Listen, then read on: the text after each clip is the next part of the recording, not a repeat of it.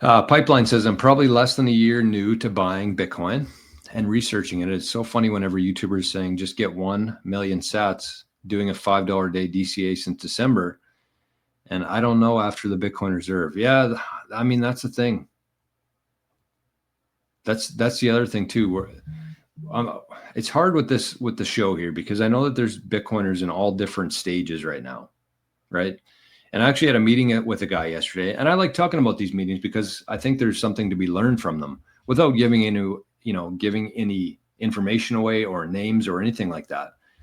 But the guy I met with yesterday, he wanted to get into a multi-sig. And I was like, he told me approximately how much Bitcoin he had. And I just said, like, don't worry about it right now. Like, don't waste any money on a multi-sig. Don't waste any money on my services here. Instead, understand where we are, understand how expensive it's going to be in 6 months from now, and just get as much Bitcoin as you possibly can right now.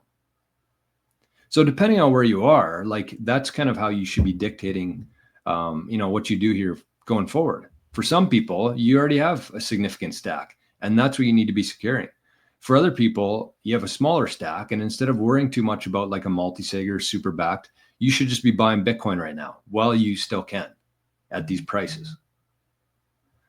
So it's impossible to like give blanket information to everybody here because again, everybody's at different stages, everybody's got different holdings.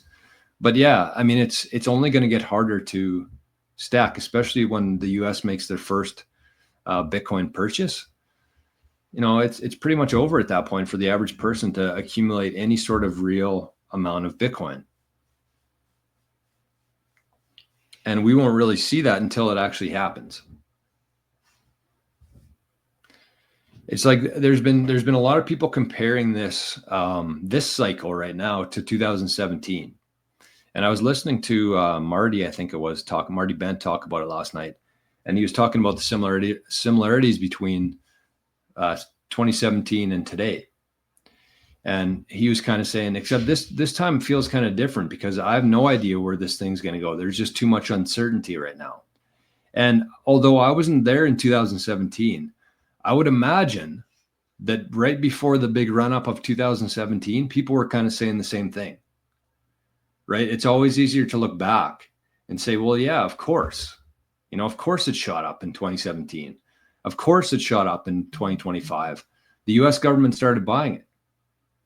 Of course. But like before that happens, it always feels like uncertainty because you never know for sure. So looking back on 2017, yeah, made sense. And I'm sure a year from now, we're going to look back and say, well, of course it went from 80,000 to 800,000. Like, why wouldn't it? But before it happens, nobody really knows. And it always feels uncertain. It always feels like anything could happen. But we know what's going to happen, right? Like there's really no other way around it at this point, in my opinion.